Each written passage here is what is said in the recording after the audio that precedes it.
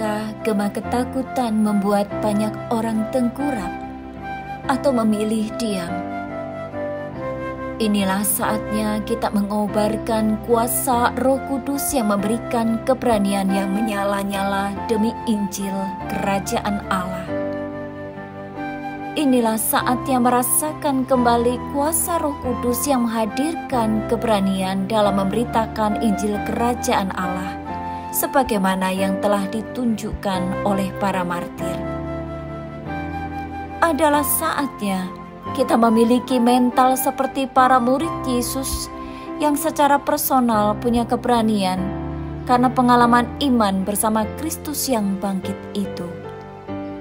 Semoga masa Pentakosta ini menyadarkan kita untuk berani menyongsong hidup bersama Roh Kudus.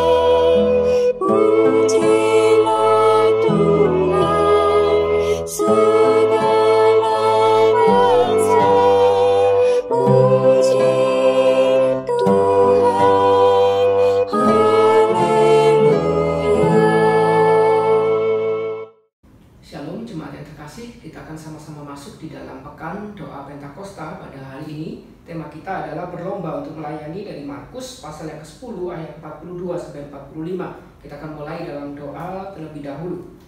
Bapa dalam surga, kiranya Engkau boleh memimpin setiap kami, sehingga pembacaan dan perenungan firman-Mu ini boleh sekali lagi menyegarkan kami, memimpin hidup kami, dan juga memberikan arah, sehingga kami boleh hidup sesuai dengan kehendak Tuhan. Berkati di dalam nama Yesus Kristus kami berdoa. Amin. Saya akan bacakan di dalam bagian Alkitab Markus pasal yang ke-10 ayat 42 sampai 45, demikian firman Tuhan. Tetapi Yesus memanggil mereka lalu berkata, "Kamu tahu bahwa mereka yang disebut pemerintah bangsa-bangsa memerintah rakyatnya dengan tangan besi, dan pembesar-pembesarnya menjalankan kuasanya dengan keras atas mereka. Tidaklah demikian di antara kamu. Barang siapa ingin menjadi besar di antara kamu, hendaklah ia menjadi pelayanmu.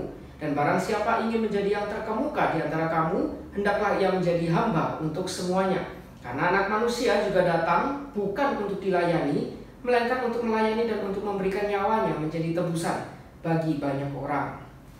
Di dalam bagian ini, Markus itu hendak menceritakan kisah bagaimana Yesus itu disalib, dan ingin kita itu memiliki gambaran secara utuh yang memberikan keutuhan makna peristiwa salib tersebut.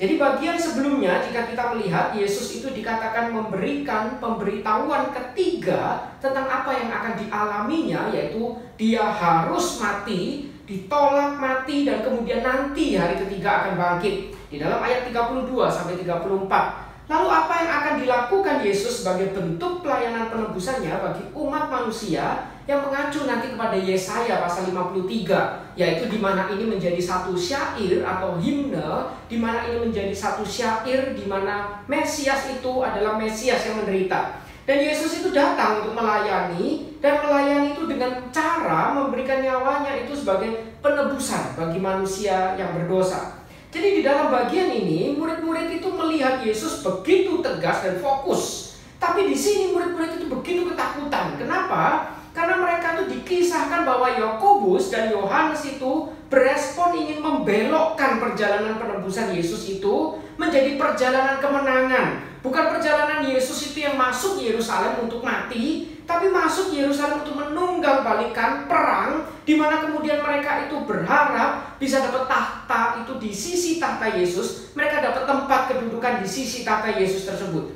Jadi manusia memang berharap kemuliaan Yesus itu seharusnya bisa menggulingkan pemerintahan dunia secara fisik. Tapi Yesus di dalam bagian ini justru membalikkan pengertian dunia tentang kekuasaan dan kemuliaan secara sesungguhnya. Jadi apa yang menjadi pemikiran kita, konsep kita tentang kemuliaan Tuhan balikan melalui konsep salib yang dituliskan oleh Markus ini. Dan salib di sini bukan sekedar Tuhan itu mengampuni dosa kita melalui kematian Yesus, melainkan bagaimana Tuhan itu memulihkan seluruh ciptaan kembali kepadanya.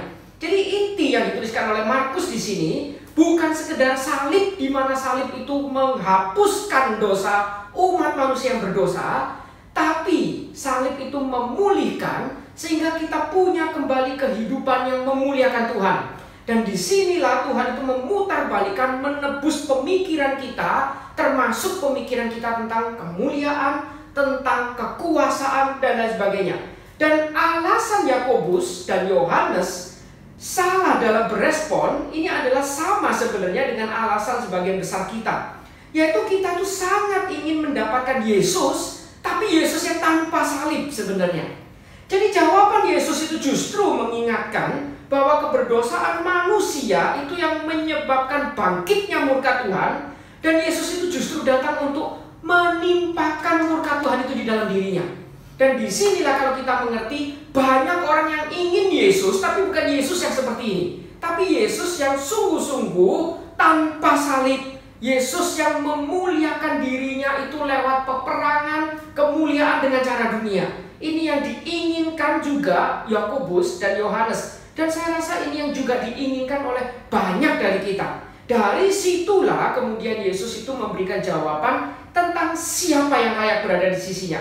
Yaitu ketika Yesus nanti disalibkan, yang layak berada di sisinya itu penjahat di kanan kirinya, orang berdosa di kanan kirinya.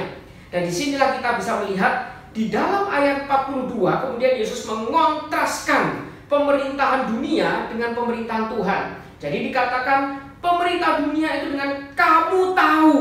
Jadi ini satu hal yang setiap kita tuh pasti tahu. Ini merupakan pandangan yang umum di mana pemerintahan dunia, yaitu pemerintah bangsa-bangsa dan pembesar-pembesar, biasanya itu memerintah dengan dikatakan tangan besi dan dengan keras atas mereka.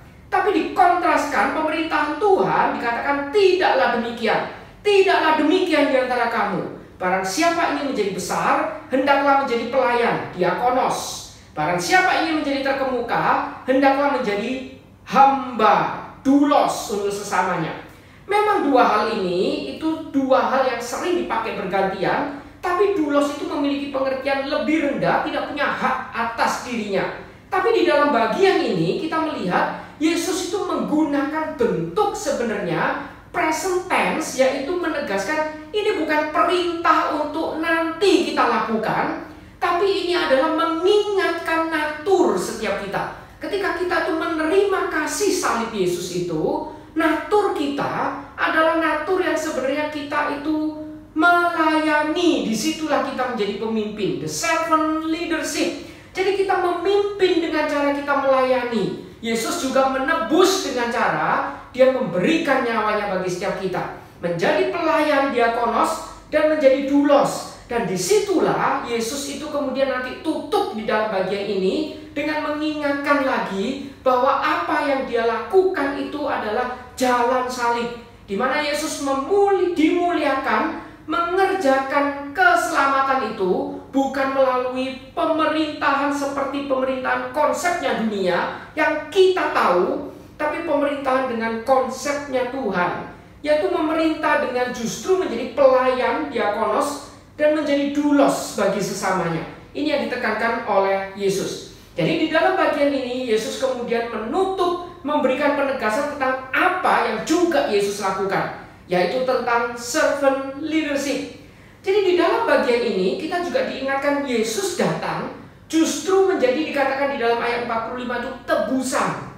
Tebusan ini istilah yang juga dipakai untuk budak saat itu, ketika budak yang tidak punya hak atas hidupnya kemudian ditebus, dibeli, dan dibayar lunas, sehingga dia itu seolah-olah menjadi dimerdekakan, dilunasi hutangnya. Bisa dipakai juga untuk orang yang berhutang kejahatan lalu menebus untuk bisa dibebaskan, atau orang yang telah menggadaikan tanahnya lalu menebus sejumlah uang untuk mendapatkan tanahnya kembali.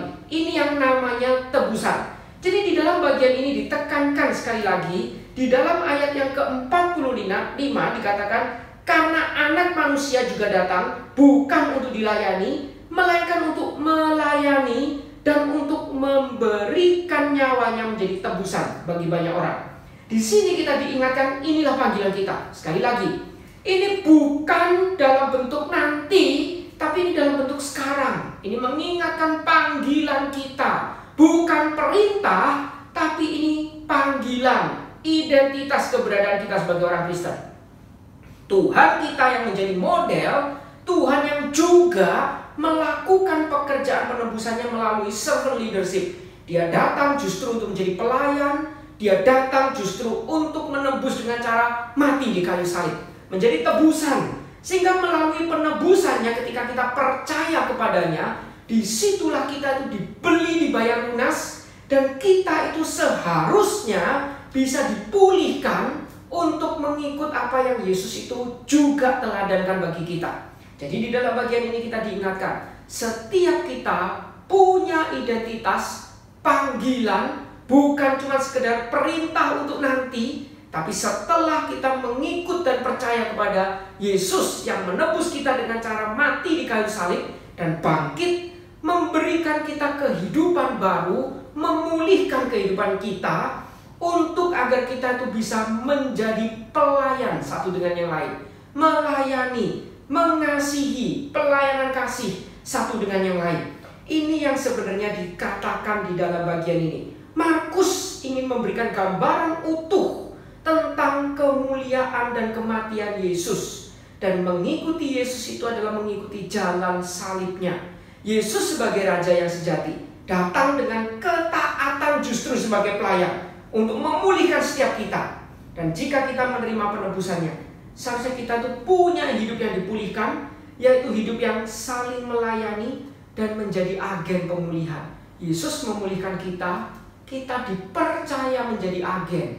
Bagaimana kita menjadi agen itu? Saling memulihkan, saling memperhatikan, memberitakan pemulihannya melalui jalan salib itu, satu dengan yang lain.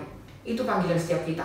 Panggilan setiap kita bukan berlomba-lomba ingin menjadi yang terkemuka, terdepan, terhebat.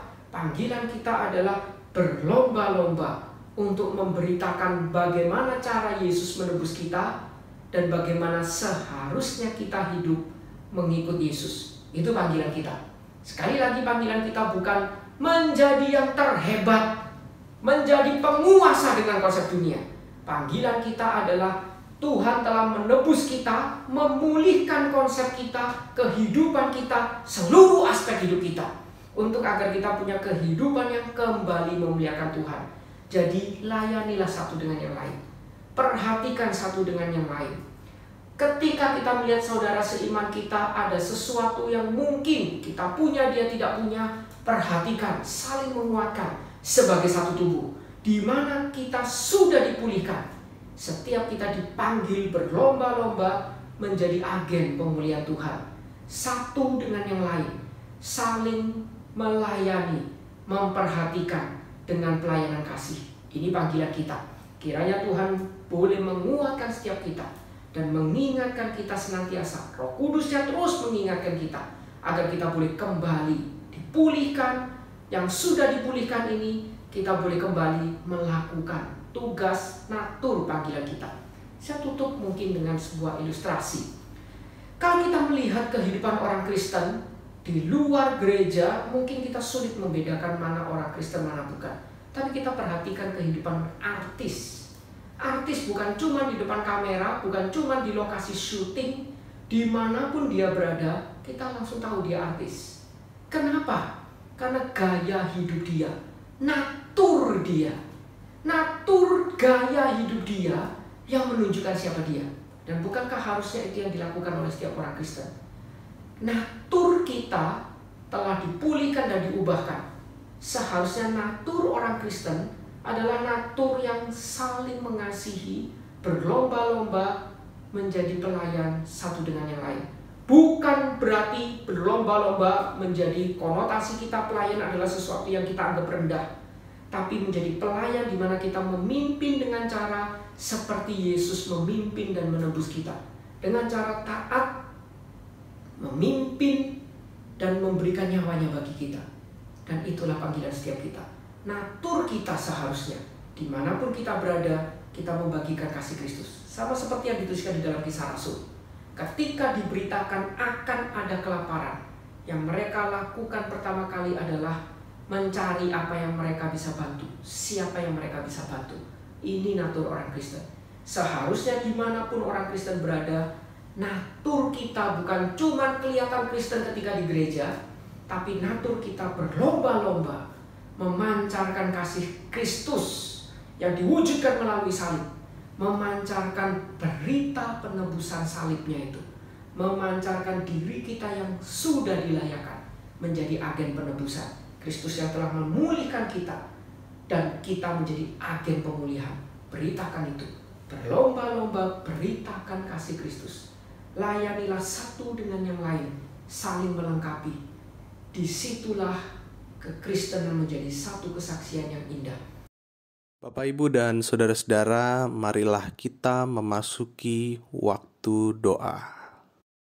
Pertama, kita akan mendoakan kesehatan keluarga-keluarga jemaat di GKI Pakuwon, terutama di tengah-tengah masa pandemi COVID-19.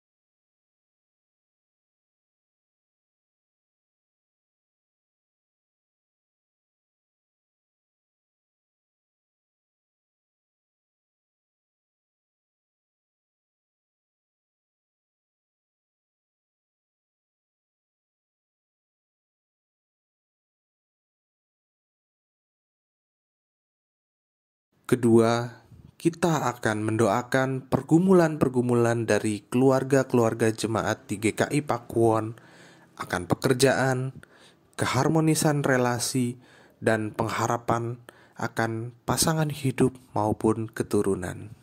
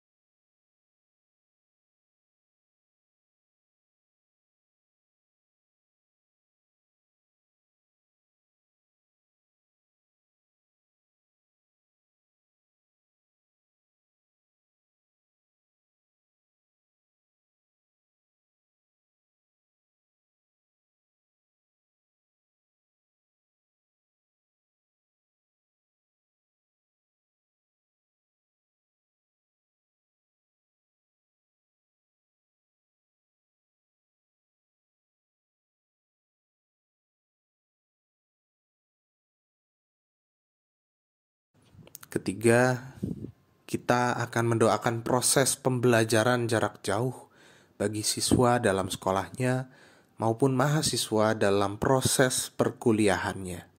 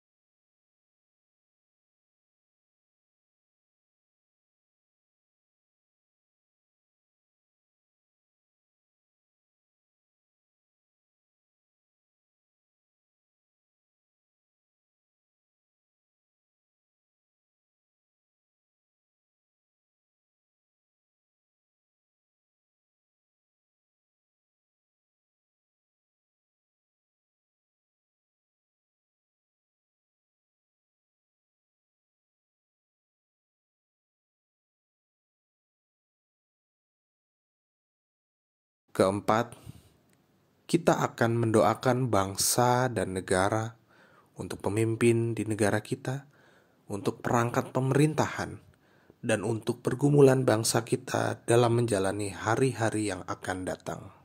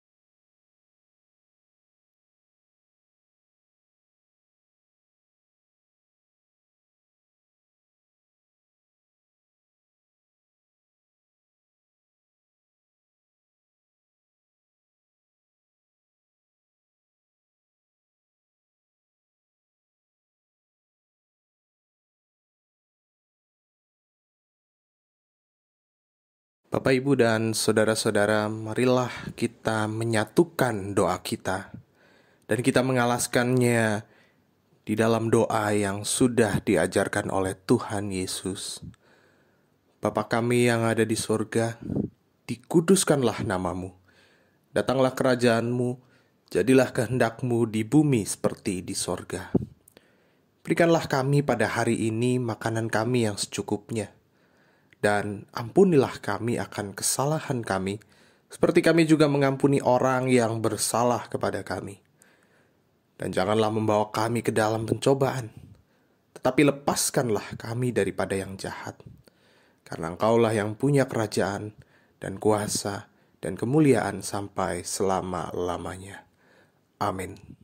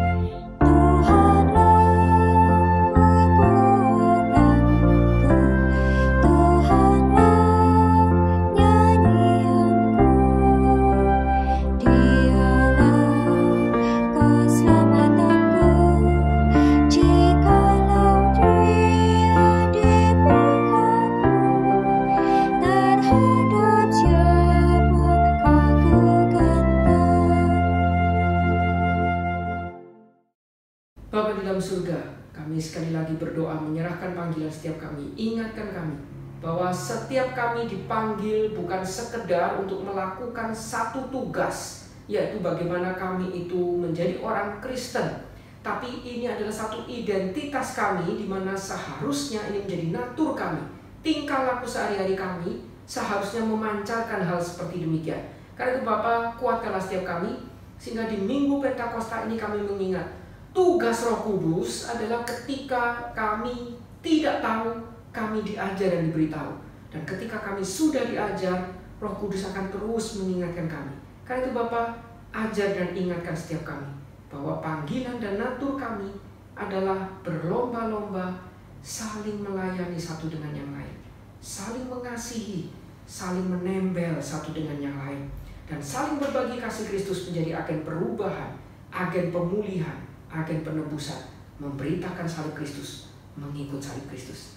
Inilah doa dan permohonan kami yang kami panjatkan di dalam nama Yesus Kristus. Amin.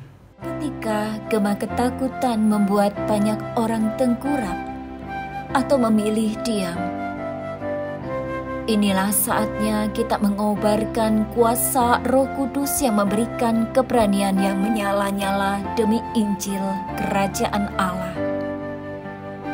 Inilah saatnya merasakan kembali kuasa Roh Kudus yang menghadirkan keberanian dalam memberitakan Injil Kerajaan Allah, sebagaimana yang telah ditunjukkan oleh para martir.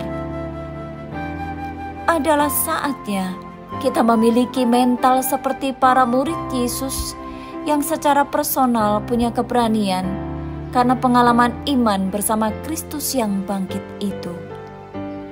Semoga masa Pentakosta ini menyadarkan kita untuk berani menyongsong hidup bersama Roh Kudus.